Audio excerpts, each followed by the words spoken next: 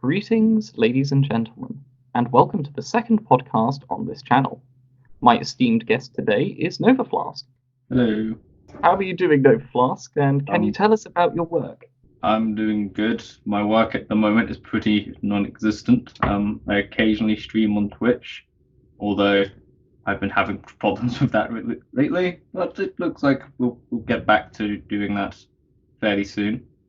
Yeah. What would you be streaming next, may I ask, for a sneak peek? I've got a few things lined up. I usually try to do single player stuff, or every now and then multiplayer stuff. I've got the Ashen DLC I want to do because I've played through all of that on stream before, and that game is just fucking amazing. I've got, I can't remember what the name of it is. Is it that Plague story? Yes, Plague's Tale. Yes, I've got Plague's Tale that I want to play through as well. I'm not even I'm not even joking, ladies and gentlemen, when I say I'm actually really looking forward to this. For some reason, whenever Novaflask plays something, it's always a meme goldmine. That's because I'm just terrible at games, mate. There are also Final Fantasy XIV recently had its update. I've already played through the content for that, but I still need to do like weekly raids, weekly dungeons. So I usually have that as like my hangout streams. I just have that in the background and people join. We just shoot the shit, really. Those are a lot more chill streams though, and those will probably be spitted out throughout the coming weeks, I guess. Well, be sure to keep us informed at any rate. Yes. So, some of you listeners may be aware that last year, Novaflask and I discussed the 6th volume of RWBY in a live stream. So we're going to continue until all 12 volumes come out, because the last time going to try at least. And like this isn't really I'd say we both still like the show. Would that be a fair assessment?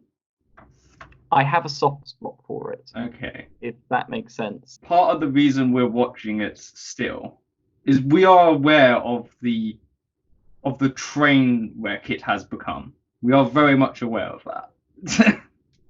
Yes, it's we're not I don't know, the typical RWBY fans at this stage, since the fandom has supposedly degenerated.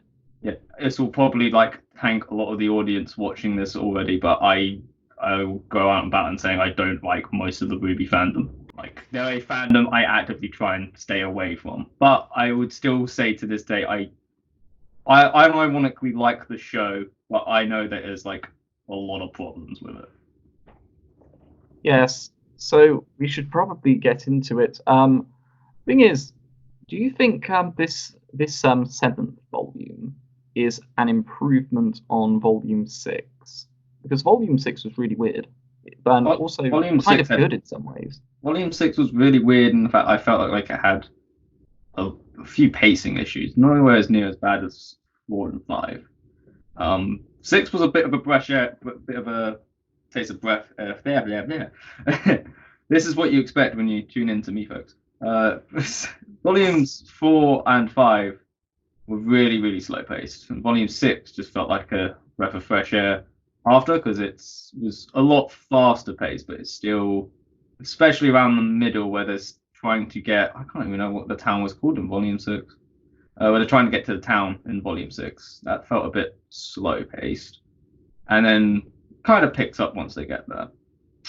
But I'd still say there's myriad of problems in Volume 6. And watch the last podcast we did, even though that's like a year old and was terribly structured. You should probably watch that to get our thoughts on that, because for the most part I wouldn't say my thoughts have really changed in Volume 6. But I do think that Volume 7 is, for the most part, an upgrade. It's a lot faster pace, which I personally like. There seems to be a lot more character moments and character development in Volume 7. I'd say there's a lot more controversial choices and being stupid for the sake of the plot moving forward that happens in Volume 7 and in Volume 6, which really annoys me. Volume 6 is a strange one because Volume 6 was the volume where they had a big exposition dump, essentially. Yeah, they had and that what was the I call first the part. war episode.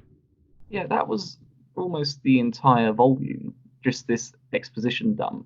And then after that, not a lot really happened. Whilst in this volume, stuff actually happens, which is interesting. I'd say the main two things that happened in Volume 6 was the law episode and Adam's death, which kind of it ended that plot arc for Blake. And after that plot arc, I was really excited to see what Blake was going to do in Volume 7. But that amounted to pretty much nothing other than ship baiting. And sort of mythic ship baiting at that. I wasn't actually expecting much, to be honest. From that aspect, at least, not from Blake.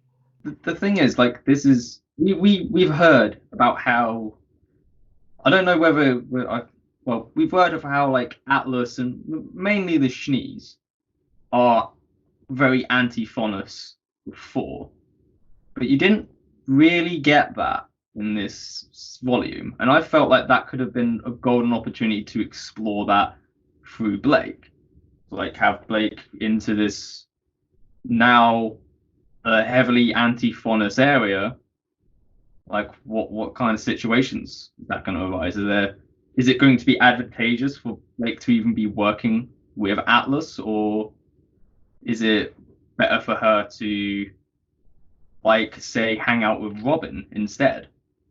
And like while the rest of the group are trying to like squeeze Ironwood for information, you could have had Blake sympathize with Robin, and then you could have followed Robin's story through Blake. I felt like that might have been a better way to do it instead of just because we can get onto it later, but I feel like Robin was a very mishandled character for what she is. Well, Robin really should have been arrested. Yes. How could you have someone running for a place in what is more or less the Parliament and the leadership of Atlas, actually breaking the law, or with intent to break the law? I get Robin's character. She feels as though she has, because she's more focused on the people of Mantle than the people higher up in Atlas, which is fair because the people higher up in Atlas have got virtually nothing to worry about. But Atlas, the feel I got for it at the moment is Atlas was very much, especially with the Shnees controlling a lot of Atlas, it felt like it was very much the rich working for the rich while abusing the poor. And Robin is the character who kind of wants to turn that around. She wants the rich to help the poor. But it is kind of like, we all know, I expect we all know what her character is based off. I heard the name Robin Hill and immediately thought, oh, it's Robin Hood. I can get what they were trying to do with her character. She's trying to steal from the government and change the government so that she can help the poor. But when you have an outlaw character like that, then running for office, it makes fucking no sense.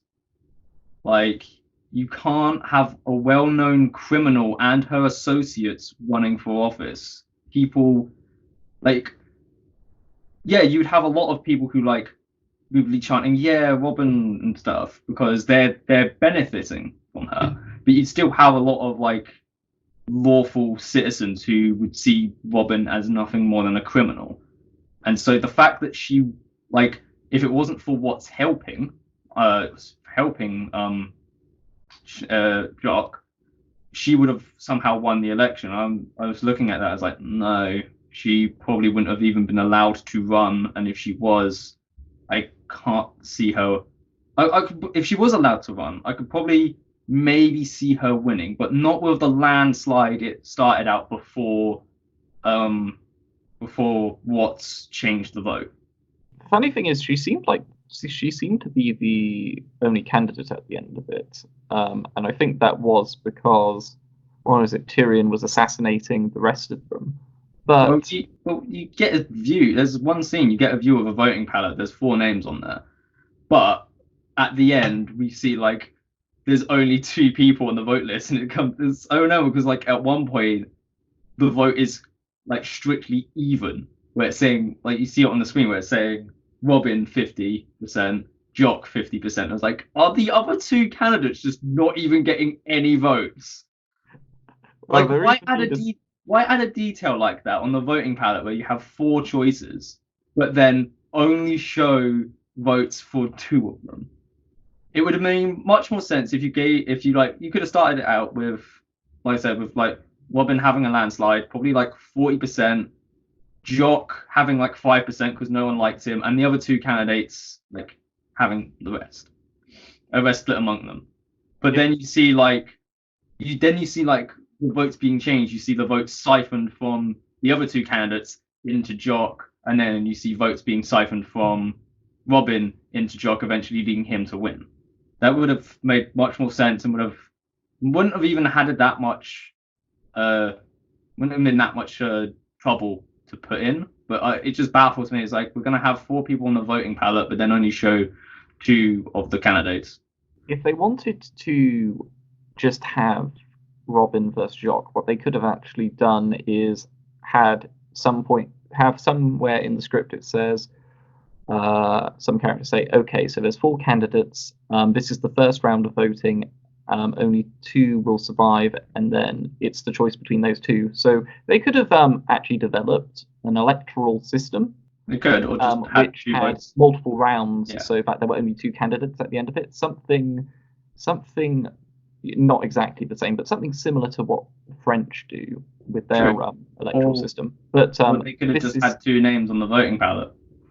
Well, they could have done that, but I think the problem is they thought, nah, that's unrealistic. But then they write it so 50-50%.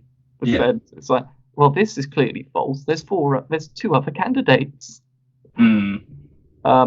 I think there's a lot of, so either the Atlas government is incompetent or the writers aren't always on the ball, and I think I'll go with the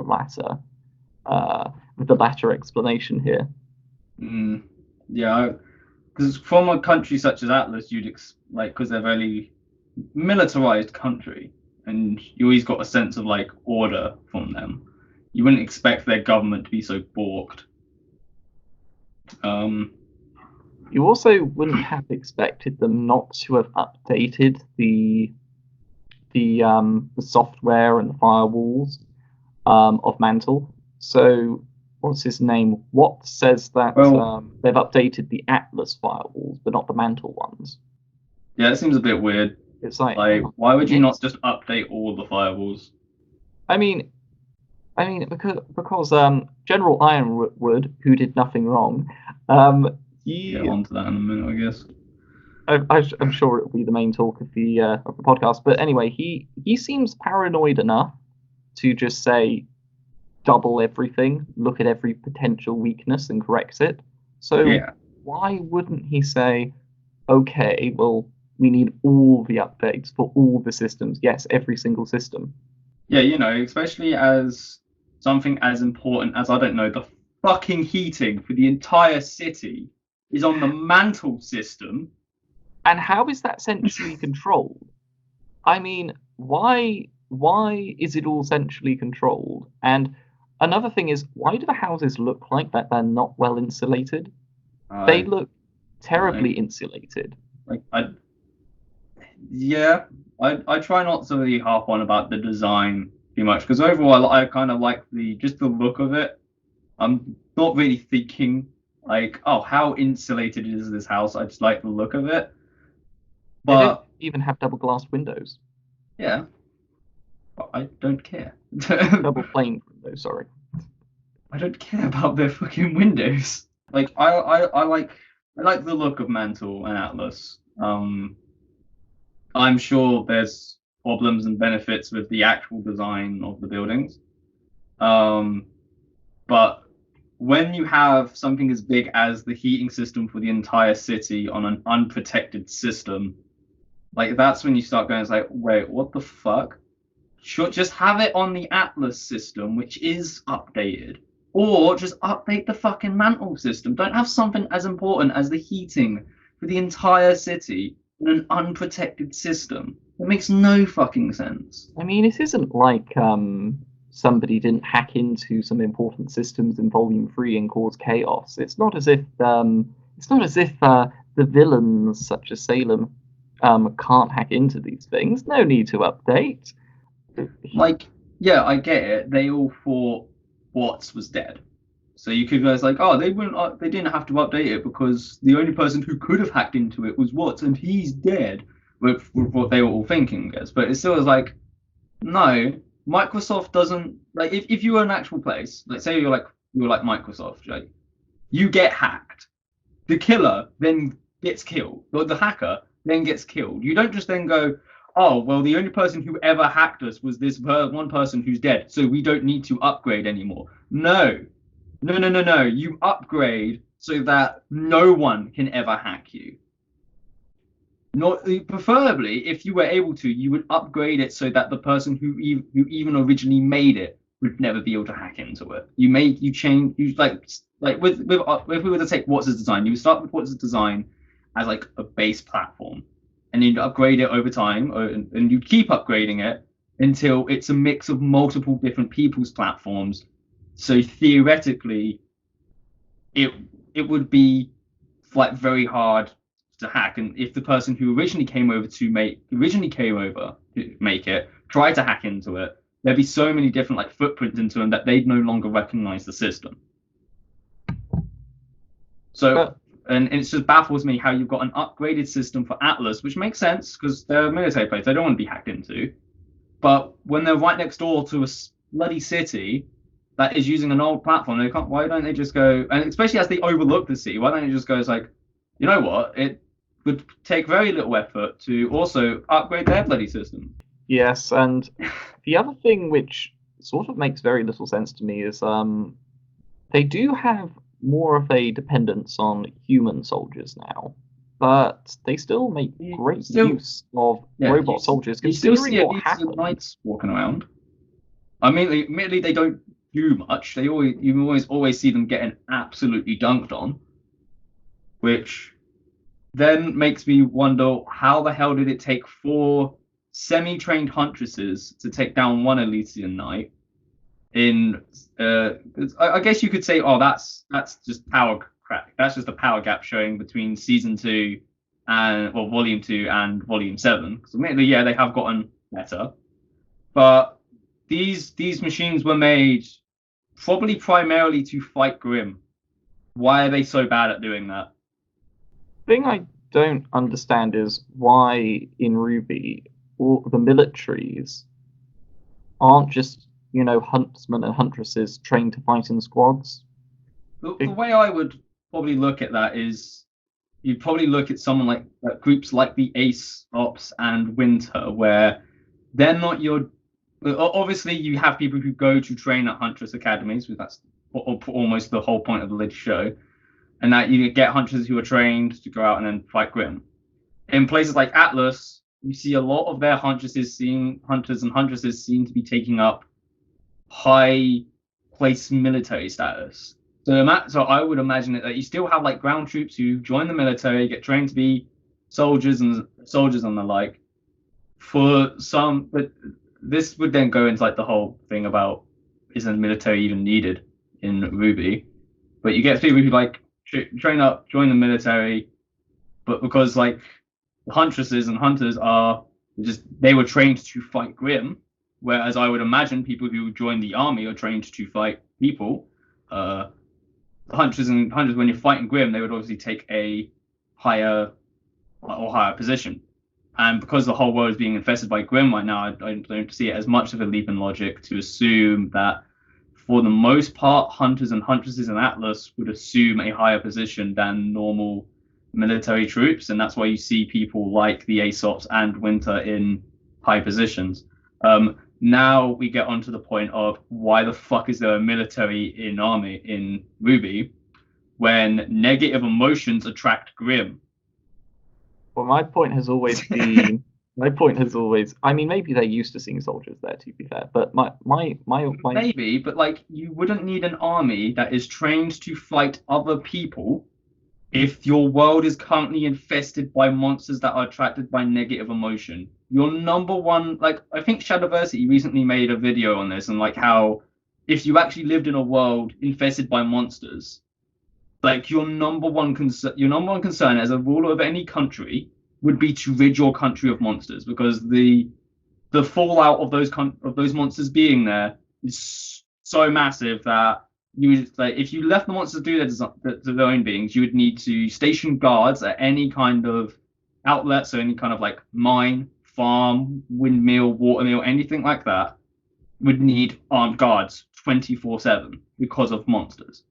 And so and RWBY falls deeper into that trap in that it gives their monsters a sense of negative emotion. War brings a lot of negative emotion, so having an army specialized in fighting people just feels so out of place in this world where clearly the biggest threat is monsters. Yeah. Also, it's because they have like all festivals where all the countries, like the Vital Festival, they have festivals where all the countries band together.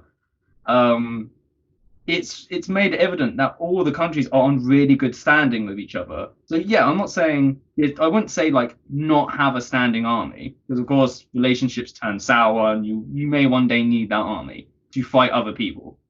But it just to have a whole country focused on we are army like to fight other people in a world that is saturated with monsters seems stupid. Stupid. Yeah, it seems stupid. I would agree. I would agree that like Atlas should, like I would agree that almost all this. If Atlas was to have an army, which it does, I would say that either all of its robot soldiers, which it does have, should be made to fight Grim, which we've seen that they're terrible at doing that, with the exception of Penny, of course. Or all of their soldiers should be trained hunters or huntresses. Yes, I think that second one because I mean, why not just train them as hunters and huntresses? Because if you see what a bunch of teenagers can do, so I'm talking about Team RWBY here, they're a bunch of teenagers and they can kill massive monsters. That if they can kill massive monsters, and you can train teenagers to do that, then you can definitely train some grown men to be, to slay monsters and to slay people. So why not do that? The funny thing is, this becomes this problem which we're discussing now, or this contradiction, or whatever you want to call it. It's I think it's in many ways most evident in volumes 3 and 7, but this has been a massive problem throughout the entire show. It's as if the writers never actually sat down and went, okay, but would the Four Kingdoms actually fight each other when there are Grimm around? Yeah, I can't see a scenario where I generally can't see a scenario where in a world like RWBY, where Grimm are clearly the dominant force on the planet, like where there wouldn't be an army of hunters or huntresses just banding together to eradicate them. And I guess you could say, oh, technically there is because all of the academies in all the countries are linked together and they all are training hunters and huntresses. It was like, yeah, but I'm talking about a more unified stance. Because as it kind of stands at the moment, like the way I've kind of seen it is almost like a D&D adventure kind of thing. Where it's like, yeah, if you just replace hunters and huntresses with adventurers, then that's the scenario you've got. And in D&D, you wouldn't say all hunters and all adventurers are aligned with each other. They're all just going out seeking monsters and dungeons for gold and to get paid. And it seems like that's what hunters and huntresses are in RWBY. It's like they get trained, then get sent out to just wander around killing Grimm and getting paid whenever they do so. And we see the group in this one. We also see them take contracts, and it seems like there's a better contract system in Atlas than there is in what was the bloody Mistral? Yeah, it was Minstrel. Yeah, so clearly, like Atlas has a better contract system than Minstrel, because in Minstrel you see the group just take a contract from people in town that were being like harried by a geist, and they get sent out to kill it, and then they get paid, and that's how John gets his better armor. That's payment. That is D&D 101, I think. Yeah, that's D&D 101. In Minstrel, there's an actual like what seems to be an online system. So like, here's all the contracts, here's how many hunters/huntresses are needed, and I would suspect there's also here's the pay on it. Although it would seem like a place like Atlas probably wouldn't focus more on paying per contract, would probably pay by salary. Although you'd probably be expected to go out and take contracts, because a lot of the contracts seem to be either in the city or around the city. To be honest, I wonder why contracts exist. I would just imagine that you'd have some headhunter, let's say. See what I did there? You'd have some headhunter, and he would say, okay, we need someone to do this. Hey, you, go and do it, rather than it being up to choice. Because if there are Grim in the hills, and somebody's like, nah, I'm too powerful to concern myself with those little Grim. I only want to take on big Grim or something. I mean, those Grim in the hills are still a problem. Someone needs to take them down. So you'd end up. It would make more sense to have a system where you order someone, hierarchy of command. Yeah, I imagine that unless you're already on a pretty big contract that is taking up your time, if you're a hunter or huntress who turns down a contract, people probably like look at you with disdain, as like, well, fuck you, buddy. Like, I'm pretty sure it'd be like a taboo thing to be a hunter/huntress and turn down a contract. Probably, but even so, I mean, in a place like Atlas, could you really think of a hunter/huntress that we've been introduced to right now that would turn down a contract, big or small? Because I honestly can't. Maybe Crow if he was drunk, but like I would imagine that Crow would probably, even if it was just like for a small contract, he'd probably take it. Maybe. I still think though it would make more sense to have a hierarchy. The more I think a hierarchy of command, but the more I think about it now, and especially as the topics we're discussing, these aren't even really related to Volume 7 specifically. This is just general world building they haven't done very well. Yeah, I would say it's general world building they haven't done well, but it's just gotten more pronounced as the show's gone on, as we've seen different countries and cultures. Because in a world like this, in a world that is harried by a bunch of monsters that are attracted to negative emotions, the main thing that would interest me about each different country is, how do you deal with that problem? And I know like the unifying problem solver of this is hunters and huntresses. And then I realized, okay, so how do hunters and huntresses differ between each country? And we've seen it's like the only massive difference is Atlas, where hunters and huntresses seem to. This isn't confirmed in the show at all, but it just seems like almost every hunter and huntress, other than I think Team Funky, even though we see them still at Atlas, it seems to be a part of the military. So Atlas seems to be the only outlier of like, oh, well, our hunters and huntresses are part of the army. That's just a theory, not confirmed. But everywhere else seems to have, like, Vale and Minstrel seem to have the exact same kind of hunter and huntress system. Admittedly, we didn't get to see much of it in Minstrel because all the hunters and huntresses bloody disappeared and died. Yeah, we don't see much different, and it's part of the thing I hope they explore differently in Vacuo, where you see how they like handle it.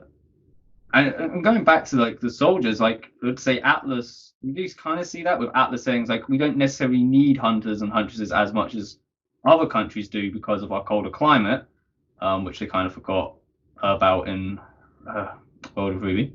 Oh yeah, no one watches World of Remnant, not even the writers. But yeah, like you would think that like Atlas wouldn't necessarily need as many hunters and huntresses because of the colder climate, which in World of Remnant is explained like kills off a lot of the different Grim.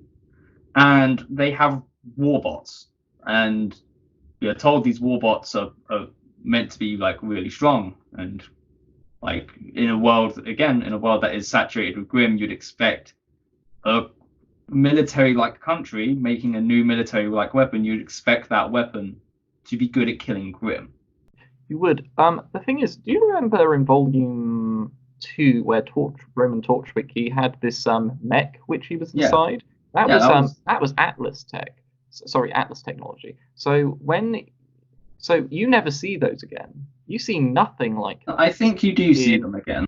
in Volume 7. I think like in a few throwaway scenes, you do see them again, but you see them just getting absolutely shat on. I mean, I can't remember them being shown in Volume 7. And the thing is, right, apparently Atlas has a huge academy filled with students, hunters, huntresses, etc. And it has a massive military. But when Mantle is attacked properly, we don't see the mass deployment of machines and mechs. We don't see the mass deployment of hunters and huntresses. We actually only see Ruby, Juniper, and the Ace team. For a nation which is supposed to have a big academy, a military, robots, and mechs, their response to, the worst case scenario, which General Ironwood surely should have thought about, is pathetic. And there's not even, like, for a militaristic place, there's not even a a warehouse with weapons just to arm the citizenry just in case. Their response to the worst case scenario is so completely pathetic that it's just like, hang on a minute, wasn't Atlas supposed to be this superpower of sorts? Wasn't General Yeah, Ironwood preparing for this type of thing? yeah. I It think. breaks the suspension of disbelief when you think about it. I think the argument to that is that it is not that I'm trying to defend them at all, but I think the argument would be that it is assumed that like we only see the characters we're interested in perspective of it all. So we only see Ruby, Juniper, the Aesop's perspective of the Grim attacks, and Penny's perspective. But I would say it is assumed that other teams like Team Funky that we know is at Atlas, it would be assumed that they and robots and stuff also get deployed to help. We just don't see their perspectives because we don't care about their perspectives. We only care about the perspectives of the characters we care about. The thing I would say to that, though, was that even in Volume 3, where a similar scenario was taking place, they did have a few establishing shots showing both the hunters and huntresses you cared about and the ones you didn't care about fighting. So I think in Volume 3 they did a better job of demonstrating that everyone was fighting. In this volume, you get the impression that the Air Force is throwing a couple of bombs which don't do anything, evacuating people, and allowing 3 teams to hold the line. And we just see a couple of robots get smashed to pieces. Yeah, I'm not saying it's a good system at all. Like I would agree that they should have probably shown a few more shots of them deploying like the Elysian Knight soldiers and the like, just so to like to build it a bit more. So it's like yeah, they are actually deploying their military to the situation, other than just leaving it to the hunters and huntresses. But I would still say like it is probably just the assumption of they probably did deploy other soldiers other than just 3 teams, but we just don't see it. We only see the perspective of the 3 teams that we are currently. Because, like, it doesn't add anything to the narrative to show that they are deploying soldiers as well, because the same thing's going to happen. The same thing's going to. They all get overrun and are forced to evacuate. The same thing's going to happen. So you could also say it's almost pointless to show it, but I agree that they should have still shown it just to add that little bit extra depth of they are meant to be a military. Why not deploy the military? Do you know what would have been fun? Is if you have the initial fighting taking place. We only have 3 teams, and then we see the mass deployment of the full might of the Atlas military, including the hunters and huntresses, and they fight back the Grimm. And while they're evacuating the citizens, they actually do take back Mantle. They push the Grimm back beyond the wall. And all the military are stationed out there. They've all been deployed. And then you have the reveal that Salem is coming with more Grimm. Then you could have the scene where General Ironwood is saying, all right, we're just going to escape into the sky. Atlas, we're going to abandon everyone on Mantle. Yeah, then you wouldn't have gotten the cliffhanger they so much wanted. No, because then, right, here's how it would make the scene so much better. Because then you could actually have a more reasonable objection to Ironwood's plan. So as the scene originally stands, Ironwood looks like he's making the right decision because, let's face it, he's not going to survive against Salem with 3 teams and some destroyed robots. But if you actually they have more. If it had been written and shown that the Atlas military had actually pushed back the Grimm and Mantle was more or less safe, and they had a perimeter, and all their forces were out there, and he was going to just abandon all his forces to escape into the sky, then you might actually have a more reasonable objection to his plan. So when RWBY says, actually, this is stupid, we can't just abandon them, it would make sense because, they actually have a fighting chance in this scenario. But as the scene is originally written, they don't stand a chance. Not a snowball's chance in hell. So, if they had written it so that the Grimm were actually beaten back, and all the forces were deployed out there, and he was going to abandon not only these citizens, but also all his forces who were still ready to fight. Okay, but then the decision would be a lot greater. And so you could actually understand where RWBY is coming from. But the problem is, as I see the scene now, I'm just sat there thinking, okay, Ironwood's right. They have to escape. Maybe, but there's a lot of if statements, and I can also see like the creative design, because your scenario is good. It makes that one scene feel a lot better. This is partly me sticking up for the writers, but also not, because I'm still wondering why she would be there herself. Clearly the cliffhanger they wanted for the season is Salem has arrived. If they did that a few episodes beforehand, you would then go throughout the entire season, for the rest of the season, what the fuck is Salem doing? Is she going to be riding on a fucking space whale for the rest of this season? It's clearly based on Leviathan. Yeah, if Salem arrives, you would expect her to be the focus of the episode immediately after, or until the season ends, because she's clearly the biggest threat there now. And so there's one thing I'm gonna say: if she's not the main focus of the first couple episodes, where they all goes like, this is how we deal with Salem and just get her out of here right now. If she's not the focus, and that's just terrible writing in season 8. But in your scenario, it just adds it to be even more hectic, because then you've got the fight between the Aesops and Team RWBY, Ironwood going down for mad dash to try and get Atlas afloat. Then we've got Cinder, Winter, and Penny fighting over the Maiden powers, and at that point it's Team Juniper fighting Neo for the relic, and at that point, who's even left to deal with Salem at that point? So your scenario is good and all, but then it's just well, what is Salem going to be doing at that point? Destroying all the forces in Mantle. Yeah, but at that point, in your scenario, they've already won in Mantle. Except that they really have only won against a wave. So the point in what I'm suggesting, Ironwood clearly realizes he can't win, although there might be a chance. So he's just preparing to abandon all his troops in Mantle and basically sacrifice them all, fighting what he perceives as a fruitless battle. But this is all kind of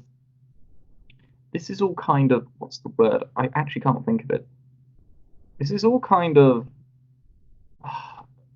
near irrelevant because I think no matter how, I think season 8 is literally just going to begin with all our teams fleeing, and you can still have that ending.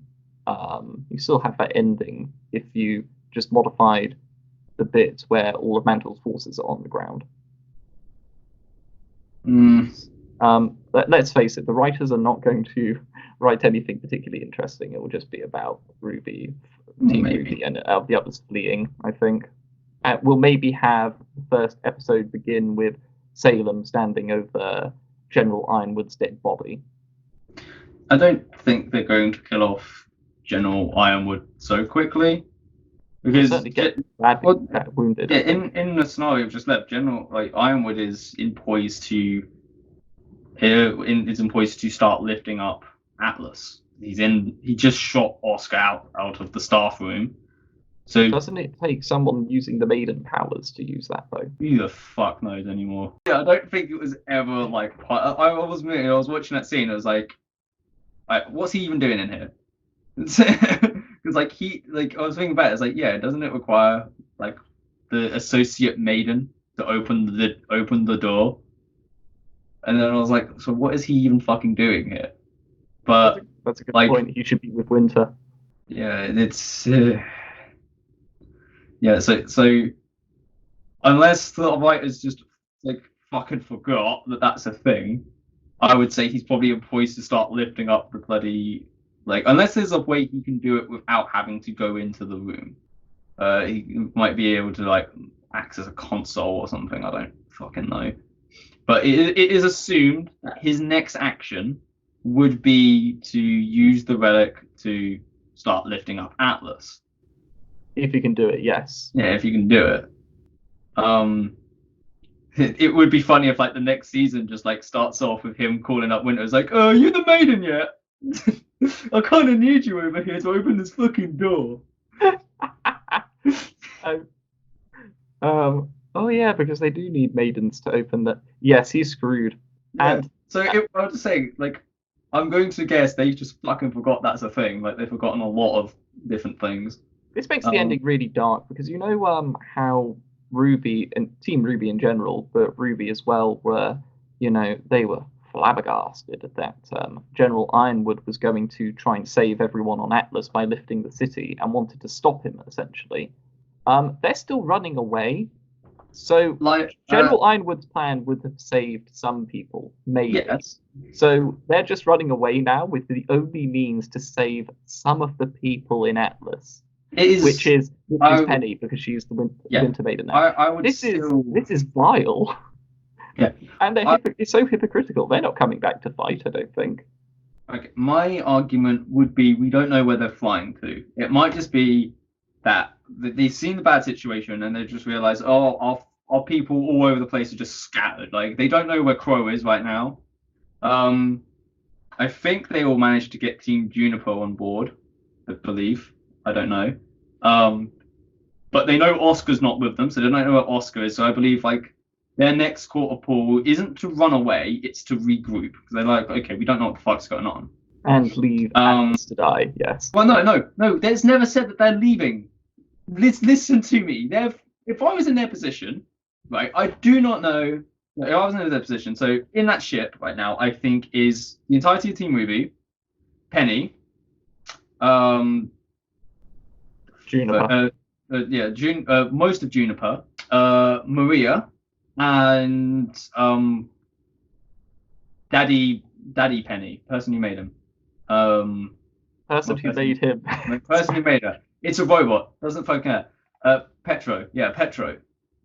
They're the people in the ship. They don't know where Crow is, and they don't know where Oscar is. So if I was on that ship, I'd be going we should probably find the other people of our group before just ducking out of this.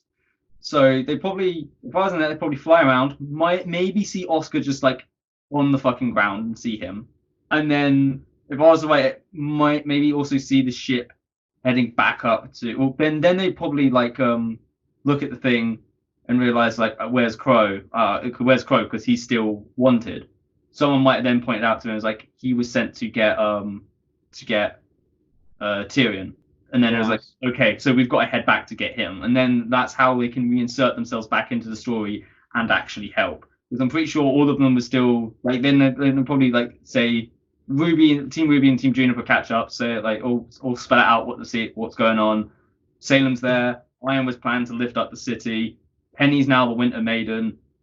They've still got a job to do. I cannot imagine a scenario where they are just leaving. If it is them just leaving, then fair play to you. The writers are fucking terrible. I have the suspicion that what's going to happen is somewhere in between what you and I are saying.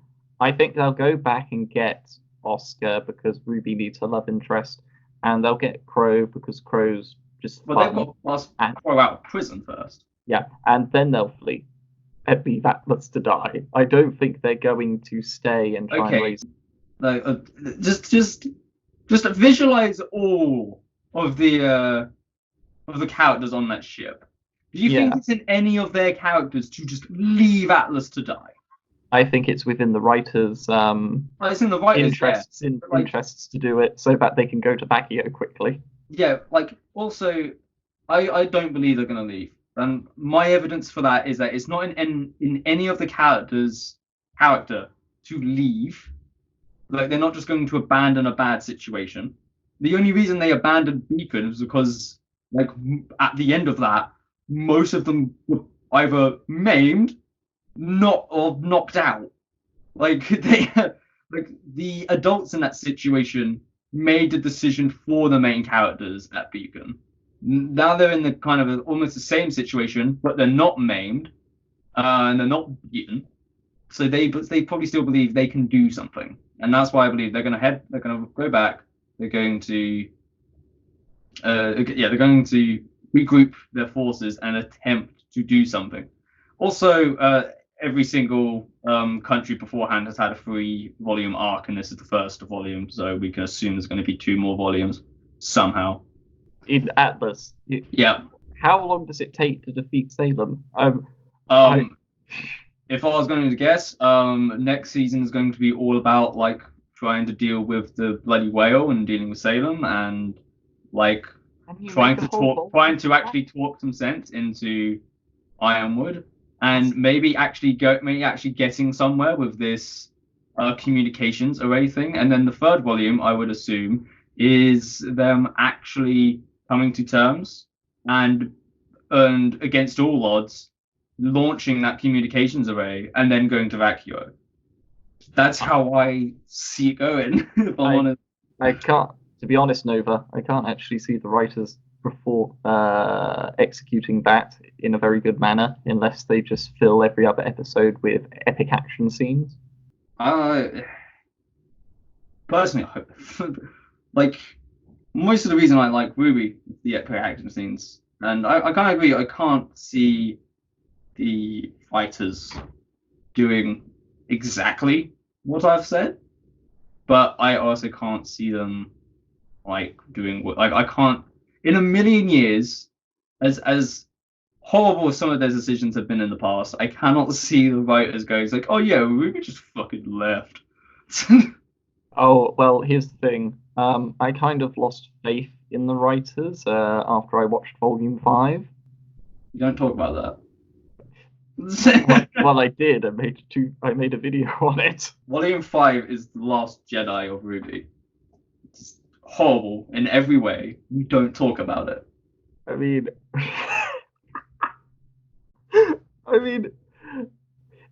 the thing is, though, is they still repeat some of the same mistakes from Volume 5. But they're not hanging around in a room for the entire damn season, are they?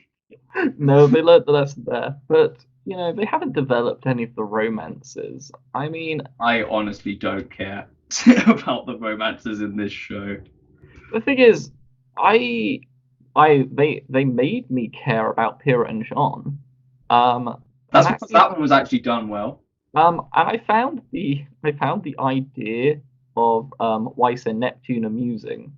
So from that perspective, I liked it because it was just funny. But I mean, people have been shipping Ren and Nora for ages now, and they've done also, I believe so little with it. Yeah, they dragged that one out, but I think they were just the writers probably meant for those two to get together. Like, I wouldn't be surprised if Monty like had written it so that Ren and Nora eventually got together, because it was pretty obvious from the get-go that these two had something for each other.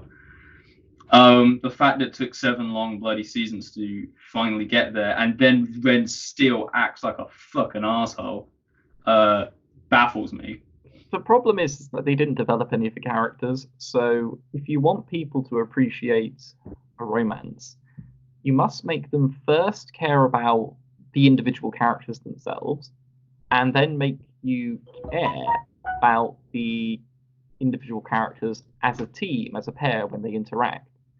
They haven't done that with Ren and Nora. So in Volume 5, considering that they were sat in a room for who knows how long, they could have, just said, okay, we're not actually doing anything here, so why don't we just develop the character so that the romance will, when we get there, it'll pass off. But they've done nothing. And as you say, Ren's only lines are around him saying, we weren't ready for this.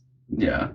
Well, Ren, I believe, was one of the more poorly managed characters of this entire volume, and the only he's not part wrong, where but the only part where he actually seems like Ren in this volume almost seems like a completely different character than the Ren we've seen in other volumes, and the only time he's ever actually seemed like the character he was before was when he was fighting Neo and he refused to attack Neo when Neo had yes. Nora's face on. But then he immediately goes back to, we were not prepared for this. Like, Ren, not even the fucking military was prepared for this. Well, he's not wrong, but it's just kind of a useless. It's kind of a. I mean, it's just not good for morale at this stage. It's a no shit Sherlock statement. It's like, we're not prepared for this. Like, no shit. It's like, you saying that, how does that help? Thank you, Captain Obvious. But not even Nora was developed. Nora's just comedy relief, and that's not a problem. She works as comedy relief. It's just that if you want me to care about their relationship, she needs to be a bit more than comic relief, sorry. Yeah. And Ren needs to actually have a character. I will say, like, on a lighter note, while we're talking about characters and not bitching about the show, let's talk about the characters who were good, namely Penny and Ironwood. Do you want the one who's not controversial or the one who is controversial first? Go with the controversial one. Okay, so I believe Penny is probably the star player of this entire volume. However, I'm also on the fence of, like, she died in Volume 3, and the fact that she just comes back with no problem is very annoying. And I've seen a lot of videos where people say this is like this is heresy. This is an outrage. And I was like, it's bad, but I can't see it being that bad because, let's be honest, the moment we all saw Penny die in Volume 3, we knew she was coming back. Yes, everyone did. Yeah. We knew she was coming back, so I'm not that offended by her coming back. What does offend me with her coming back is that she comes back the exact same way. She comes back the exact same version of her that, like, died. It would have been nice to see her, like, see Ruby and then go, I'm sorry, who are you? Because, like, she's had to be built again from, like, she can have the same personality and stuff, but, like, have her memory be wiped of the events in Beacon. And therefore she doesn't know any of the characters, and they have to build that relationship again. But it's different this time because Penny is in a more active role, is in more limelight, and instead of maybe seeing Ruby and a lot as friends, at first she sees them as, like, rivals, just like the Aesop sees her. But then Aesop sees them. But then you could have her, you could have her in the face-off with the Aesops, and where the Aesops take the side of Ironwood, that could be where Penny goes no and stands with Ruby instead. Or you could go another route and have her suffer some type of shell shock or PTSD from getting, killed. Yeah. I mean, we have it. I mean, how many times have people? I'm sure people have actually played with this an awful lot, but how many times have you seen people play with the idea of a robot having an emotional breakdown? Oh, it's almost every time there's a robot in a film, mate. Pretty much. But I don't think it gets old, really. So, I mean, come on, someone has a piece of has something of a soul, died and came back again with another piece of the same soul. So surely there's got to be some negative consequences. To build off your scene. I know it's just a little thing, and like it would probably have a bit of a disastrous fallout from it. But like Jean keeps like Pyrrha's armor, well, parts of Pyrrha's armor and Pyrrha's red scarf cloth thing. So you could have had like Penny see that, and it just like flash back to her just getting utterly ripped to shreds by Pyrrha. Why not? Yeah, and like you could have had a scene like that. That would have been good. But my problem with, like, I believe Penny carries the entire volume on her back, if I'm honest. Well, her and Ironwood carried the volume on their back, and that's why I stick up for her coming back, because we all knew she was coming back. But it also, I kind of wish she would have came back in a different way, because that's what I agree. Like in my view, there's like two camps. You've got the small camp, which is fine with the fact that she came back, and the camp that is total utter heresy, thinking it's like, oh, how dare she come back? She died. And it's like, yeah, like I agree, she died, but she's a robot. We all knew she was coming back. Yeah, but I believe like the way they did Penny's character, with her like actually exploring her feelings a bit more, and not just being a mindless drone for Ironwood, unlike the rest of the Atlas military, was very good, because it kind of like painted a almost mirror where you went like, Penny as a robot is meant to be the mindless drone, whereas all of the other people who are flesh and blood are just acting like mindless drones. Yeah, like Clover. Yeah, like Clover, like Winter, and the like. Winter less so, but Clover definitely. Winter less so, but the only reason I still believe the only reason Winter didn't act like a mindless drone is because she's still sticking up for Weiss. Like, if Weiss wasn't part of the picture, Winter probably would have acted insanely different. Yes, you're right. Yeah. So go on to the next dude who also carries a season on his back, Ironwood. They did something special with Ironwood, I'm going to be honest. Like, he was the only, well, him and Penny, the only goodly written characters in this season. I really do like Ironwood in this volume. I mean, he's only, a lot of the decisions he makes are hard. Yeah, and you can sympathize with him through every single one. Even when he enacts martial law, you can go like, I can see why you did that. Yeah, well, I'd enact martial law at that stage. It's war. The thing is, perhaps his only problem was he didn't tell the council what he was up against. But the council weren't interested. To be fair, would you? The council were against him every step of the way. Yeah, they seem to agree to whatever he said, though, for the most part, until the election. He should have told them, obviously, but... Well, he had the full picture until Oscar told him. Well, he knew Salem existed. He just didn't know that she was unkillable. So he should have told them, because it would have made life easier for him. But they agreed to whatever he said anyway, so why would he need to tell them? And also his plan as well, to try to start a coordinated international effort to take down Salem. I mean, with the information he has, that makes perfect sense. Yeah, it is very. I know a lot of seasons 4, 5, and 6 were about Minstrel and how like the person that had betrayed the entirety of Minstrel, and so you had that kind of thing going. But Ironwood is like the first character we've seen. Like, I wouldn't even say Ozpin is part of this, but he's the like first character we've seen who has seen the problem we've got, which is we've seen the global problem, which is Grim, and he's the only one who seems to actually be working towards a solution for that. And which then leads to a lot of like the hard decisions he has to make along the way, because like it's a big problem. It's going to need a big solution, and that solution's not going to come from everywhere. and likelihood is the road to that solution is not going to be a road everyone likes. Like the whole thing, going back to Robin Hill, like in the long term, Ironwood's plan is better. In the extreme long term, Ironwood's plan is better, but it still does fuck over the people of Minstrel, and so people like Robin Hill don't like that, and that's where you get her like trying to do her thing. Yeah, it's you can understand why people would resent.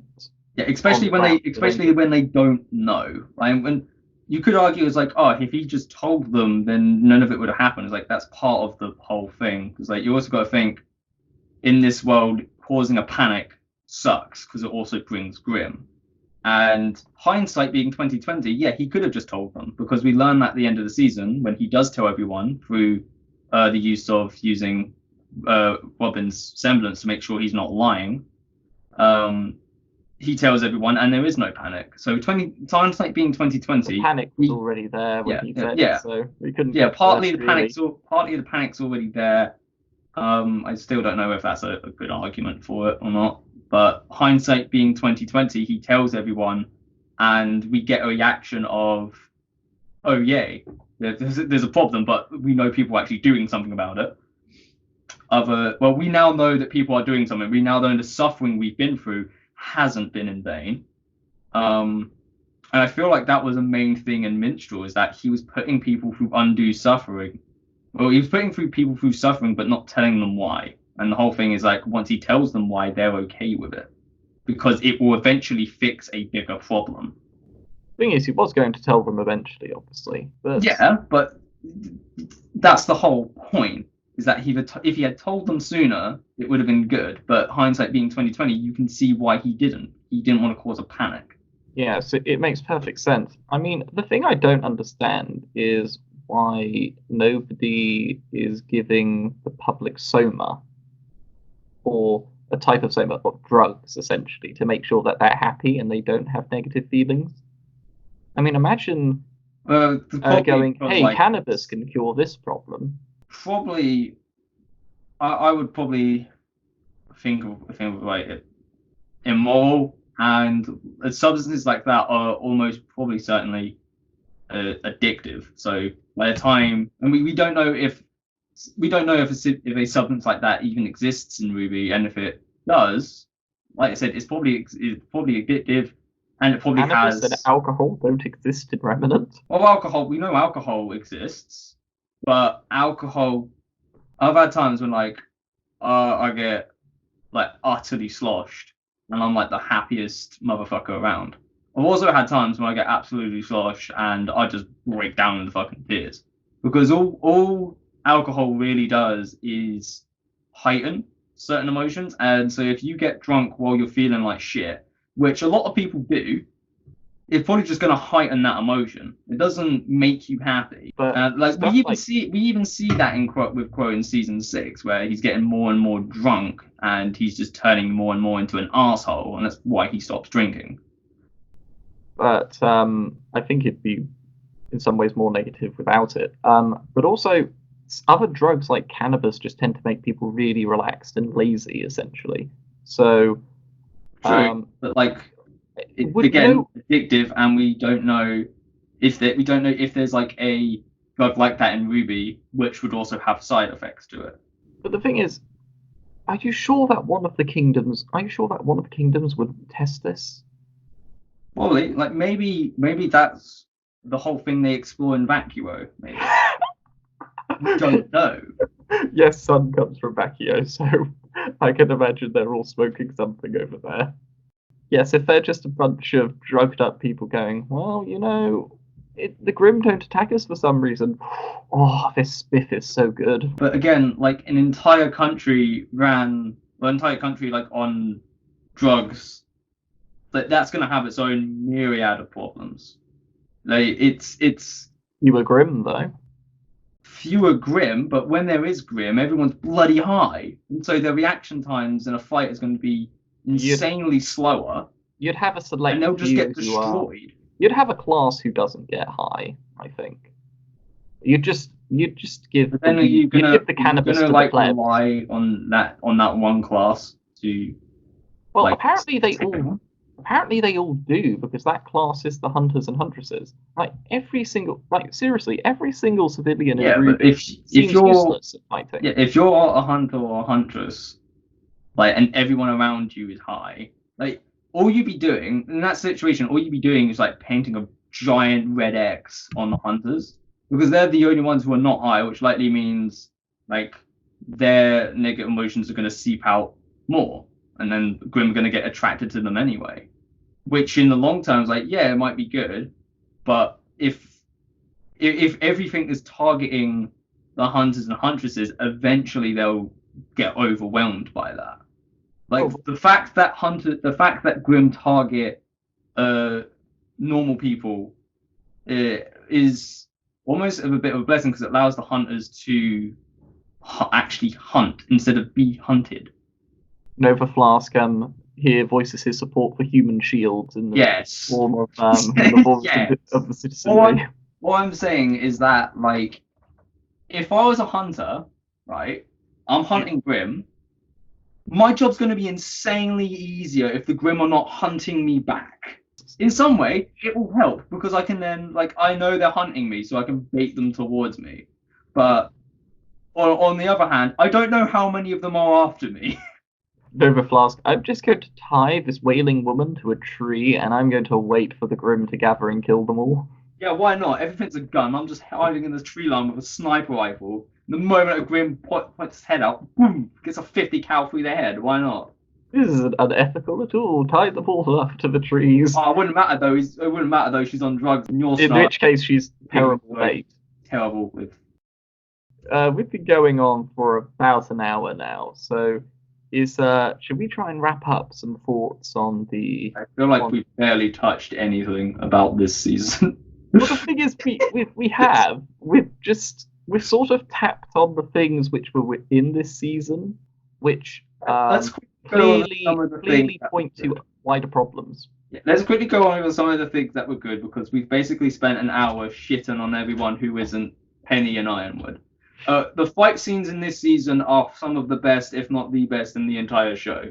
My prime argument for this would be the fight scene between Ironwood and Watts. That fight scene is fucking amazing. I do like that. They took advantage of many features of the environment. So yes, very well done. Like, they're the perfect opponents for each other. Like, everything about that fight scene is absolutely amazing. Fucking love it. The fight, even like the fight scenes against some like the smaller, like throwaway fight scenes against some of the smaller Grim, they're just so well animated, and like and I like how everyone got, like, even except Blake. Did Blake get a weapon upgrade? I think in theory, yes, but I think that just meant that the metal was stronger. Okay, so we're gonna say there wasn't any noticeable difference about her weapon. Pretty much. But I did like how everyone showed their new fighting styles. I liked a lot of the fights in the season. I'd say probably the worst fight. I mean, if we're talking about fights, we have to talk about the elephant in the room. And this goes back to where I was saying, people doing stupid things just to progress the plot. And while I think it was a very well animated fight, the fight between Tyrion, Clover, and Crow at the end is just fucking asinine. Oh man, yes. Yes, I'm going to side with this criminal, and yes, I'm going to attack more or less a law-abiding man while he's ganged up with a criminal, rather than say to him, hey, let's kill this criminal. Yeah, the thing is, like, I feel like the fight would have had a better fight dynamic if it was a three-way fight. I feel like it should have been. If it was a three-way fight, it would have had a better dynamic, because you would have, like, maybe Clover turning to fight Crow, and then having to, like, fight off Tyrion as Tyrion's trying to, like, obviously Tyrion would be like a manipulator. He'd try and, like, get those two to fight each other more. You see him doing that in the fight anyway. You see he takes more of a back seat in the fight. But every now and then you could have, like, Crow, like, get pushed towards Tyrion and then have to fight off Tyrion. And then, like, Clover sees the opportunity to, like, gang up on Tyrion then. But then Tyrion uses some expert maneuvering and manages to, like, dodge out and have those two fight each other again. And just explain it to myself. I'm like, where was this fight? I want this fight. Instead, we got a bit of like we've got Crow and Tyrion versus Clover, and yeah, it showed off that Clover's a badass at fighting because he's able to like pretty much take on both of these two. He gets pushed back quite a lot, but you see he's able to hold his ground against both of these two well-trained fighters. Until like Tyrion teleports out of nowhere and stabs him in the back. Finishing a ship. Yeah. This is the part where you insert that meme you sent to me. Oh yes, this is definitely the part where I insert that meme. I to be honest, all I wanted for that fight was just to see Crow and Clover kill Tyrion and then fight each other. I think that would have been fun. It would have worked. Or maybe have Tyrion kill Clover in the fight, but then he gets killed by Crow. Maybe it would have worked. I still think, if I had to say, like, I don't think Tyrion. I agree that Tyrion shouldn't have died. I don't think Tyrion should have died there. If we had to get rid of a villain, I would have said Watts, because Ironwood literally has him over a pool of lava with then nothing Watts can do, because Watts has lost all of his technology at that point. He's lost all his rings, he's lost his gun, there's nothing Watts can do. If Ironwood just drops him in the lava, he's done. That would have also been fun. I was like hoping that would happen.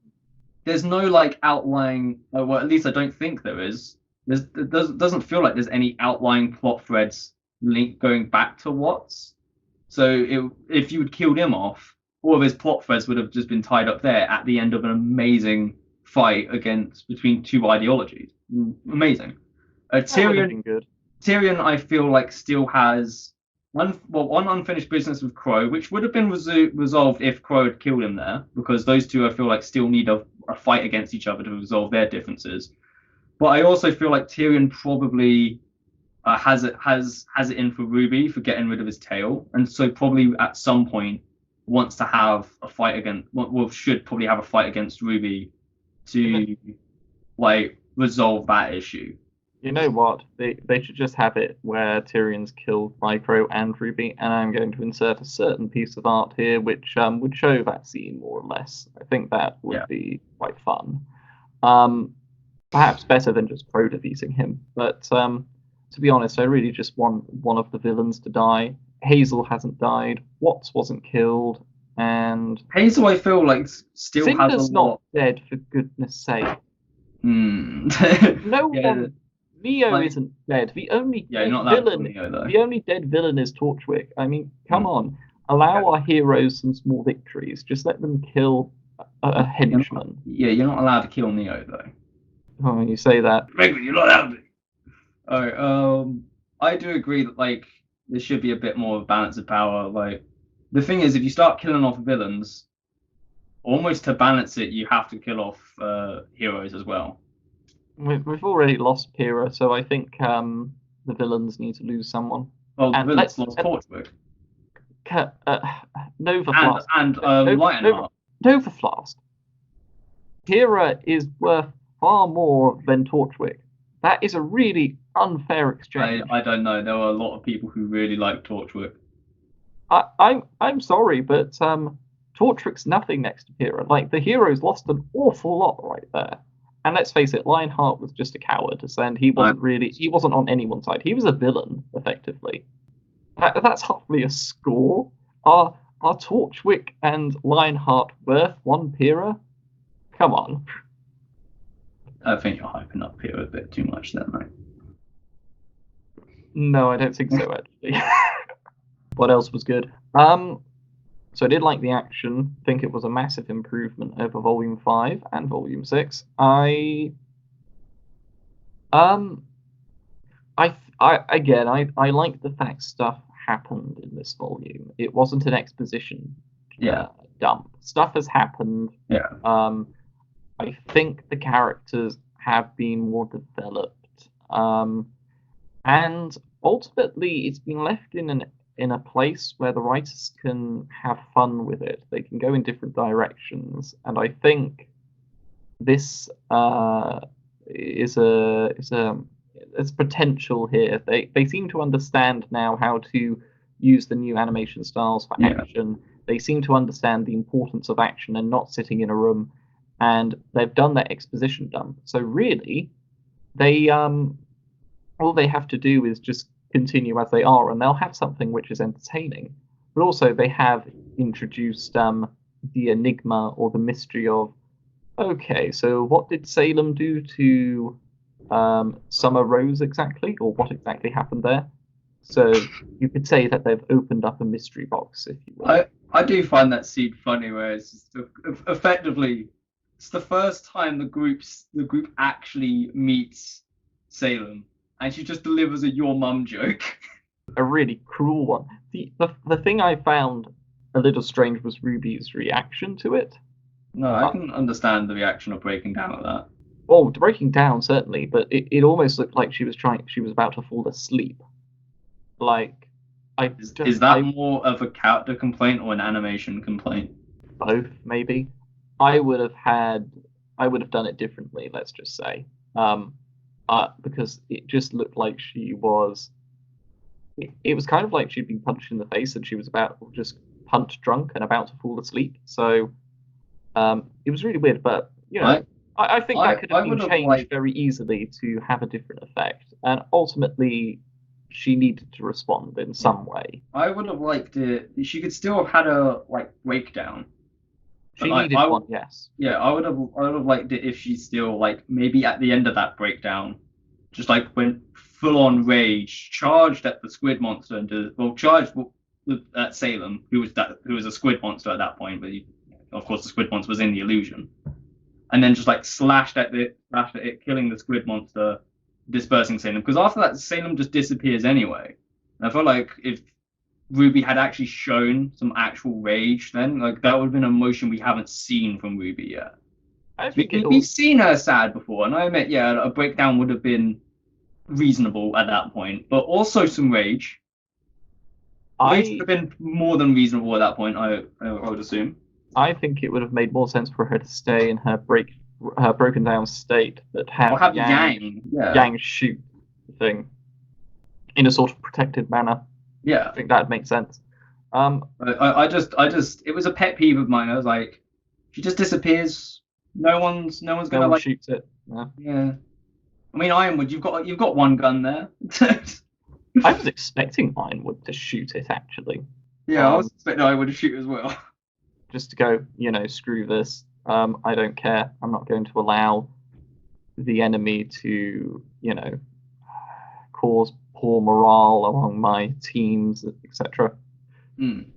Was in a sense, what do you think about it's called Rose Garden, just Oscar X RWBY? I don't give a shit about any of the ships in this. I jokingly cared about Bumblebee just to annoy you. And then it actually until you realised how gay it was. And then it actually happened. I've got nothing about it. Nothing.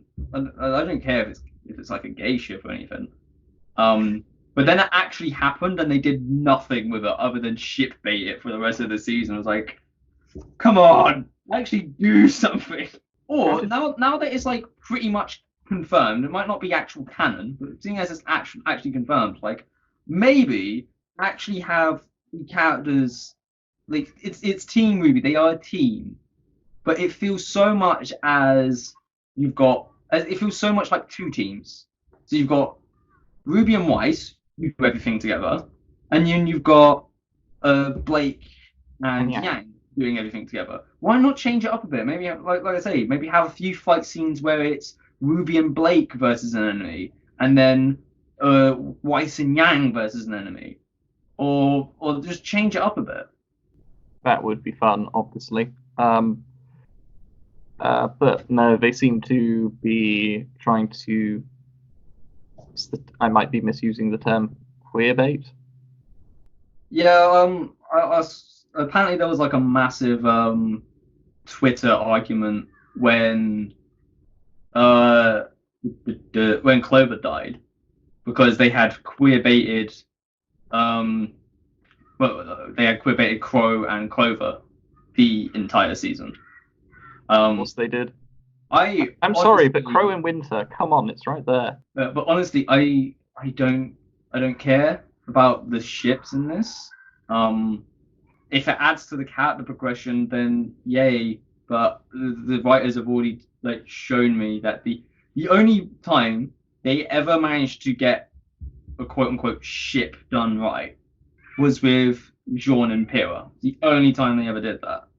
After that, they've just been bungling along, and I've seen a lot of people say it's because they're trying to like please the fans, and they know that their fans are very much into the shipping, which is part of the reason I don't like the RWBY fandom. Because I only get on board, I only truly get on board with a ship if it's very good for both characters. It's very good development for both characters, and if it makes sense for both characters, like Blake and Yang. Like if you take Blake and Yang for instance, yeah, it kind of works, No.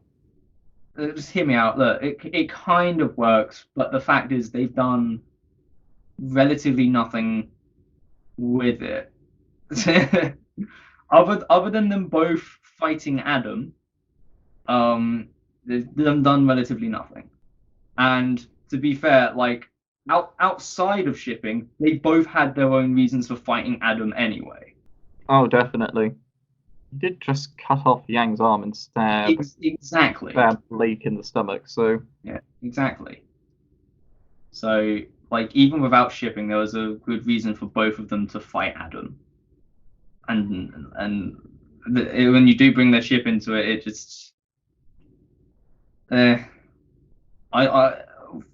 it's harmless, but if you're gonna do it, just, like, do something with it. Yeah, when it comes to like RWBY and Oscar, it's the same. It's like if you're going to do it, do something with it. Don't just make it as like, oh, these two are a couple now. Have it be the motivation for a character. Like have RWBY. This is one of the only times I would actually campaign for a character to do something stupid. Is if like someone they love was in trouble, because that's a human reaction. If someone you love is actually in trouble, you would probably do stupid things to get them out of trouble. And so like if you want to do something, like actually do something with it. So if say like they do something with Oscar and RWBY, maybe have it like RWBY gets knocked out by like maybe RWBY goes off to fight, gets a chance to fight Salem, and then like she goes off to fight Salem, and then Oscar against all of his other senses jumps in to help RWBY, and they only get out of it because like Ozpin takes over and RWBY uses a Silver Eyes or something. Yeah, well, we'll probably see something like that. But again, they're not very good at developing the ships. They're not. So, with that in mind, anything else positive, or shall we wrap up? Let's wrap up and then have the comments section berate us with, you didn't talk about this. To be honest, I'm not sure how many RWBY fans will watch this, but we'll see what happens. Well, anyway, ladies and gentlemen, thank you for tuning in. I wish you all an excellent day.